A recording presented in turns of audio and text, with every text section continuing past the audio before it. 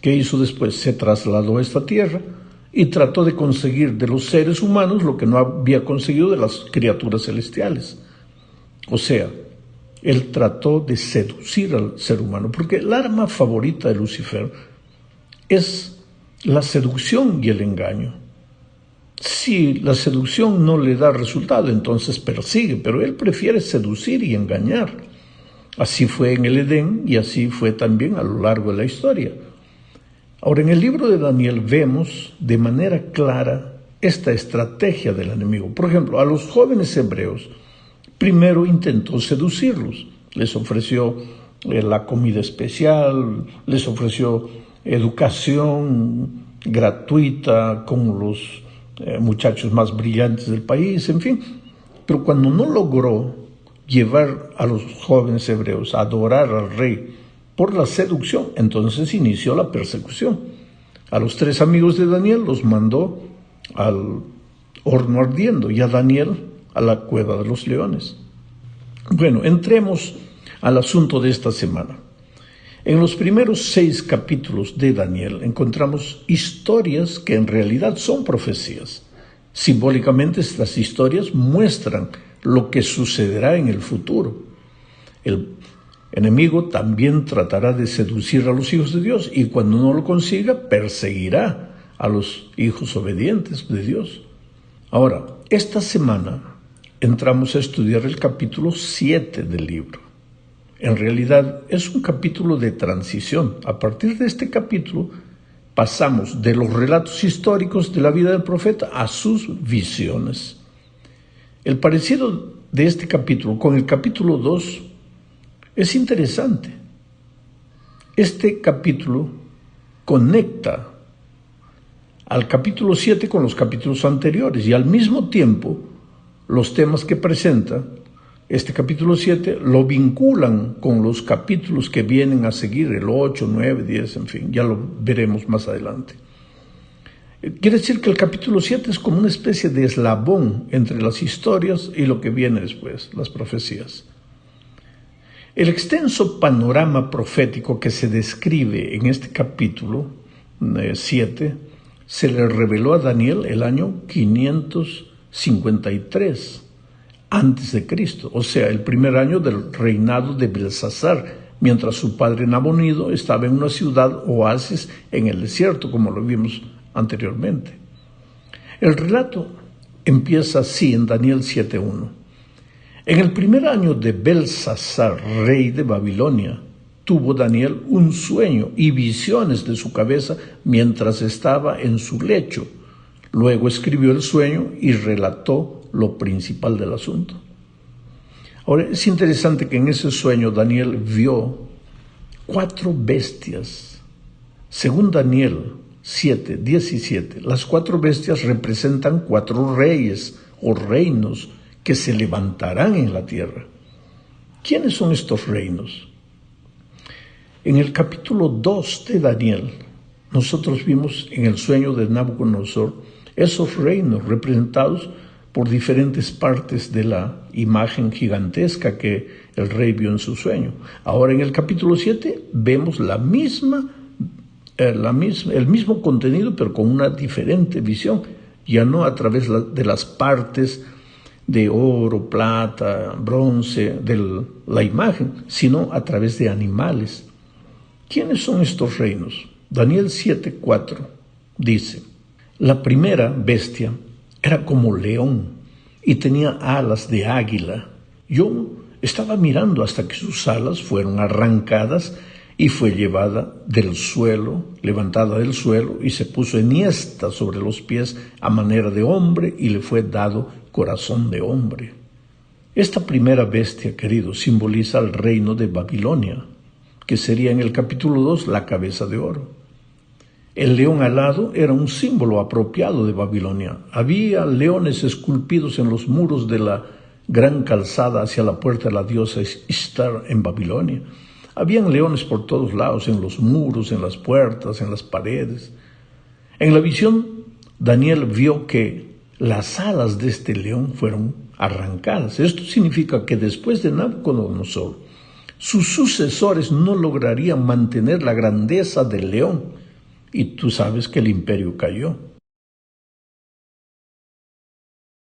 Daniel 7:5, después de describir a esta bestia, simbolizada por el león, dice: y he aquí otra segunda bestia, semejante a un oso, la cual se alzaba de un costado más que del otro, y tenía en su boca 3 costillas entre los dientes, y le fue dicho así: levántate, devora mucha carne.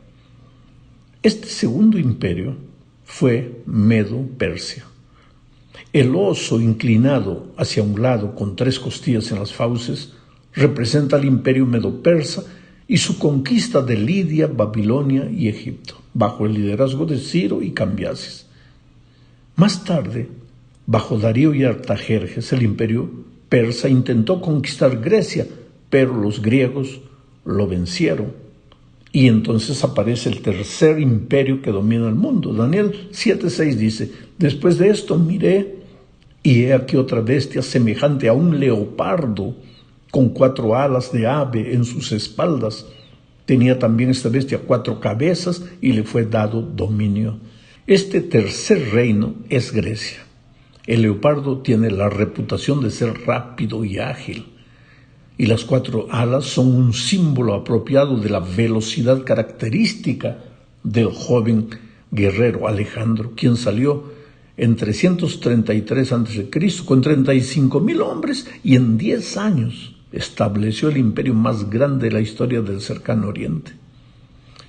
Ahora, este leopardo en la visión, según se relata, tenía 4 cabezas, que en las escrituras representan gobernantes o gobiernos. Daniel predijo que el imperio griego se fragmentaría, se dividiría en 4 reinos.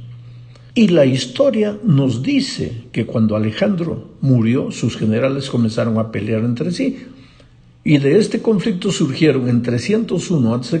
4 reinos. Acabó el imperio griego, salieron 4 reinos. Seleuco tomó Asia, Lisímaco tomó la parte occidental de Asia Menor y Tracia, Ptolomeo se convirtió en el rey de Egipto y Casandro se colocó a sí mismo sobre el trono de Grecia y Macedonia. Y poco después todos fueron extinguidos.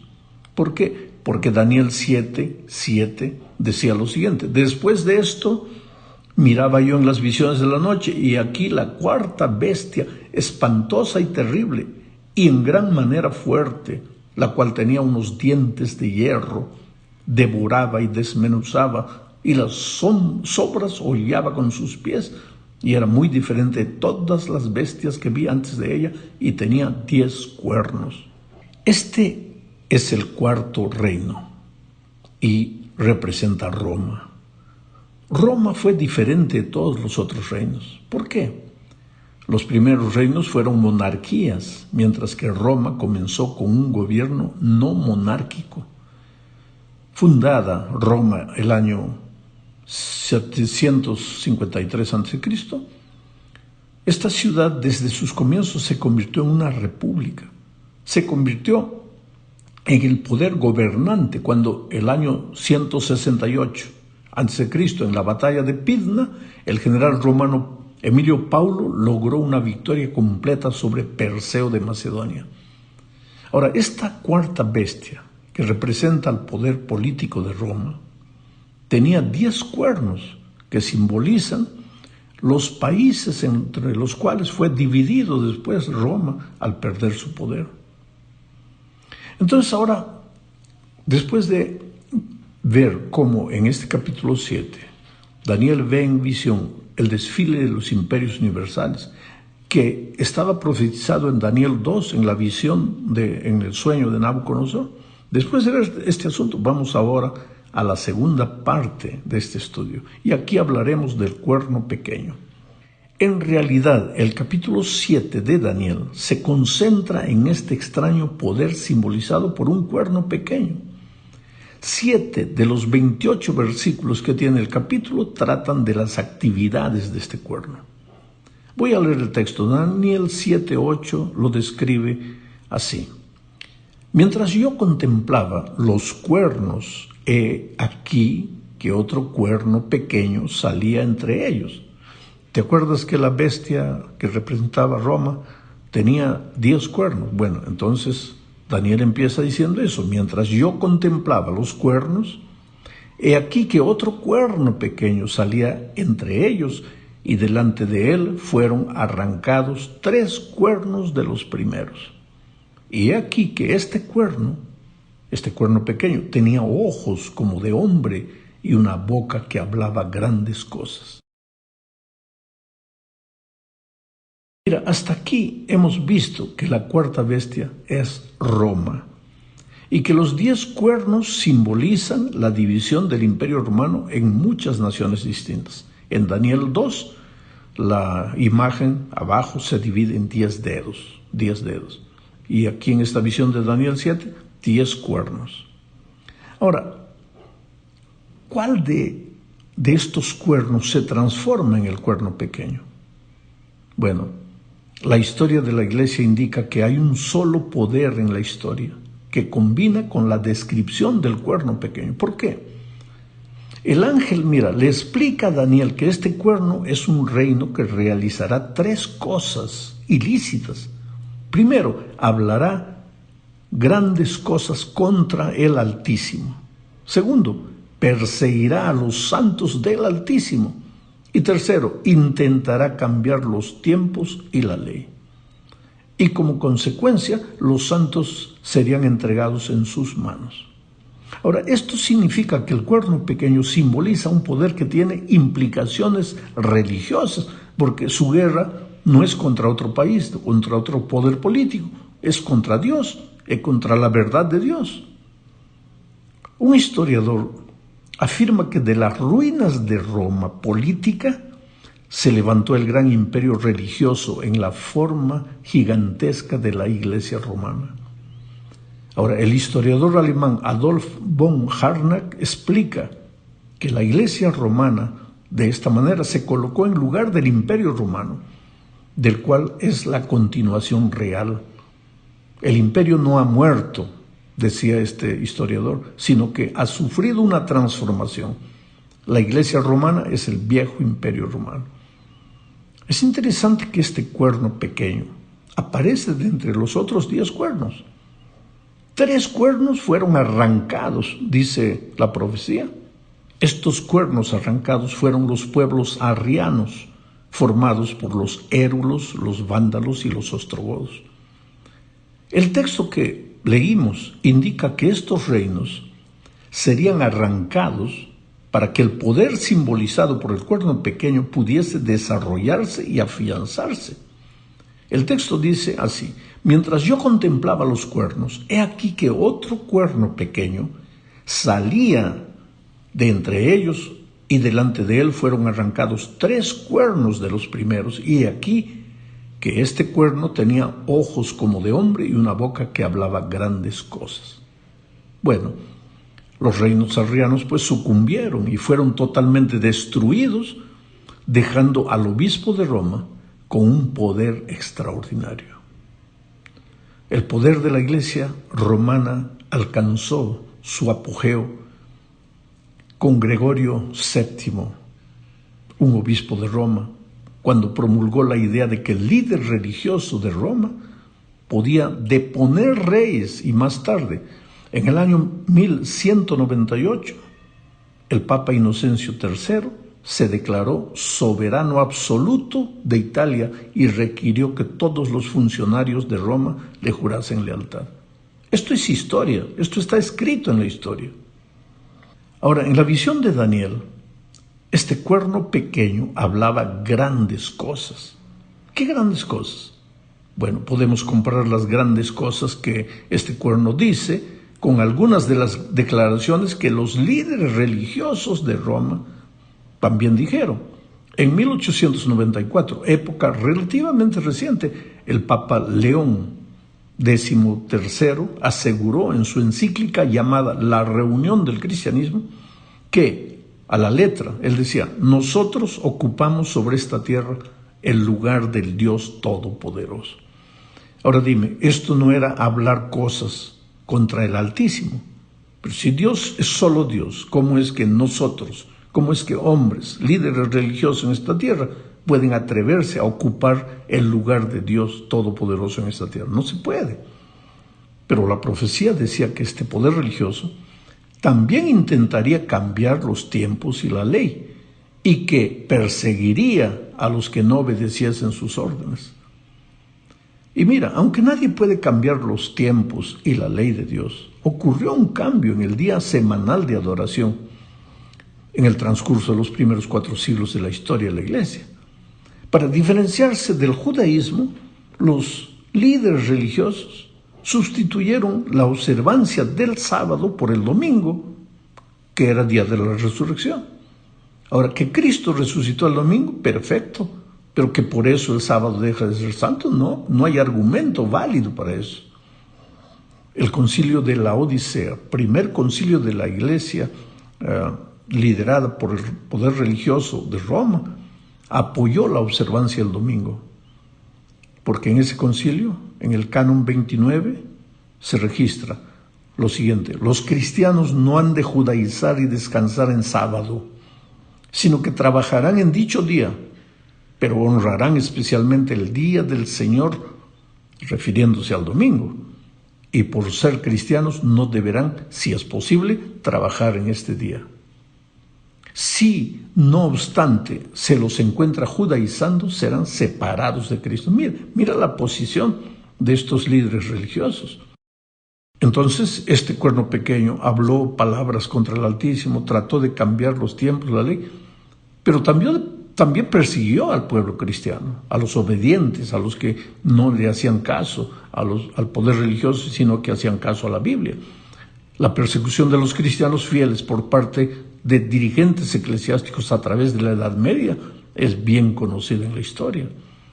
Decenas de miles de cristianos inocentes murieron por causa de la Inquisición. Bueno, vamos ahora a la tercera parte. Después de la visión de los 4 animales y las actividades del cuerno pequeño, el profeta de repente ve una escena de juicio en el cielo. El tribunal se reúne, se colocan tronos y el anciano de días toma asiento. Miles y miles de seres celestiales sirven delante del anciano de días. El tribunal se acomoda y se abren los libros. Ahora, querido, es importante notar que este juicio tiene lugar en el cielo después del periodo de 1260 años de actividad del cuerno pequeño, pero antes de la instalación del reino de Dios. Eso vamos a estudiar más adelante. Vamos a la cuarta parte. Mientras Daniel ve la escena del juicio, de repente tiene otra visión, y está en Daniel 7, 13 y 14. Dice: miraba yo en la visión de la noche, y he aquí con las nubes del cielo venía uno como un hijo de hombre, que vino hasta el anciano de días y le hicieron acercarse delante de él. Y le fue dado dominio, gloria y reino para que todos los pueblos, naciones y lenguas le sirvieran. Su dominio es dominio eterno que nunca pasará, y su reino uno que no será destruido. Mira, a simple vista esta escena podría describir la segunda venida de Cristo a la tierra, pero el texto que acabo de leer dice que miraba yo en la visión de la noche, y he aquí con las nubes del cielo venía uno como hijo de hombre, que vino hasta el anciano de días. No vino a la tierra, vino al anciano de días, y le hicieron acercarse delante de él. O sea que esta visión no habla de la segunda venida de Cristo a la tierra, sino del inicio de la obra de juicio en el cielo.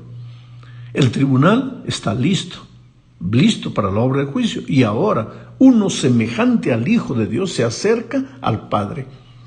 Este semejante al Hijo de Dios, este Hijo de hombre, semejante al Hijo de Dios, aparece como un personaje celestial, semejante al Hijo de Dios.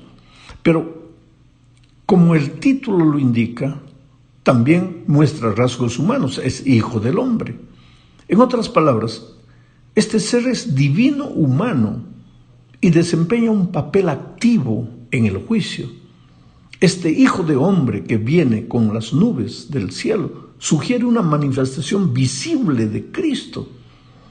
Pero estas imágenes de Cristo con las nubes también nos recuerda al sumo sacerdote del santuario de Israel, que rodeado por una nube de incienso ingresaba al lugar santísimo en el día de la expiación, del día de juicio de Israel, para llevar a cabo la purificación del santuario. Entonces, este Hijo del Hombre recibe la adoración de los seres creados, recibe dominio, gloria y reino para que todos los pueblos, naciones y lenguas le sirvieran. Este verbo servir también se puede traducir como adorar en hebreo. Aparece 9 veces este verbo adorar o servir en los capítulos 1 al 7. Y este verbo transmite la idea de rendir homenaje a Dios. Ahora, percibe bien esto. Como consecuencia del intento de cambiar la ley de Dios, el sistema religioso representado por el cuerno pequeño corrompió la adoración debida a Dios. Pero el juicio que aquí se describe muestra que finalmente se restablecerá la verdadera adoración al único Dios. El sistema de adoración establecido por el cuerno pequeño colocó a un ser humano caído como mediador entre Dios y la humanidad. Pero Daniel muestra que el único mediador capaz de representar a la humanidad ante Dios es ese Hijo del Hombre. Y Pablo, escribiendo a Timoteo, dijo, porque solo tenemos un mediador entre Dios y nosotros, Jesucristo hombre. De esta manera, querido, llegamos al fin de este estudio hablando de los santos del Altísimo. Daniel 7, 26 y 27 dice, pero se sentará el juez, va a comenzar el juicio, y le quitarán su dominio para que sea destruido y arruinado hasta el fin. ¿Quién será destruido y arruinado? El cuerno pequeño. Y que el reino y el dominio y la majestad de los reinos debajo de todo el cielo sea dado al pueblo de los santos del Altísimo, cuyo reino es reino eterno, y todos los dominios le servirán y le obedecerán.